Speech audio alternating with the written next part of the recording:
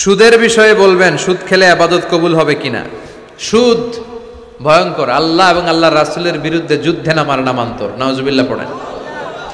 70টা গুনাহ, সবচেয়ে নিম্নমানের গুনাহ হচ্ছে আইয়ান কাহার রজুল উম্মাহ, ব্যক্তি তার নিজ মাকে বিয়ে করবে, নিজ মার সাথে জিনা করার অপরাধ। নাউজুবিল্লাহ পড়বেন না। তাদেরকে রক্তের গঙ্গায় ছেড়ে দেয়া হবে জাহান্নামে।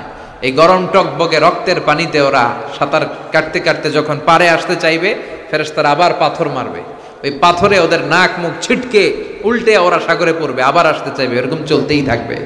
এজন্য সুদের সাথে মুমিনের কোনো সম্পর্ক নাই। কিয়ামতের দিন যারা সুদখোর ছিল এদেরকে চেনা যাবে, এরা পাগলের মতো মাতালের মতো উঠবে। জিনে ধরলে ভূতে ধরলে লোকগুলো যেরকম লাফায় আর কাঁপে আর নাচে, কিয়ামতের দিন এগুলো কাঁপতে কাঁপতে উঠবে, দেখেই বোঝা যাবে এগুলো সুদখোর। এজন্য সুদের সাথে আমাদের কোনো সম্পর্ক নাই। কনভেনশনাল যে ব্যাংকিং সিস্টেম আছে এগুলো বন্ধ করে দেন। সরকারি যে ব্যাংক, ইসলামী ব্যাংক ছাড়া যে ব্যাংকগুলো আছে এই ব্যাংকিংগুলো বন্ধ করে আপনারা ইসলামী ব্যাংকিং এর প্রতি নিজেদেরকে সম্পৃক্ত করবেন। ইসলামী ব্যাংক লিমিটেড যেটা আছে, আল আরাফা ইসলামী ব্যাংক, শাহজালাল ইসলামী ব্যাংক, এই জাতীয় যত ব্যাংক আছে এই ব্যাংকগুলোতে আপনারা ব্যাংকিং করবেন। তাহলে আস্তে আস্তে সরকারও তাদের ব্যাংকিং সিস্টেমে ইসলামী ব্যাংকিং সিস্টেম ঢুকাতে বাধ্য হবে। সরকারকে এই কাজে বাধ্য করতে হবে। চিল্লায় এখন ঠিক কিনা? এজন্য সুদি কোনো লেনদেনে আমরা যাব না। আল্লাহ তৌফিক দাও।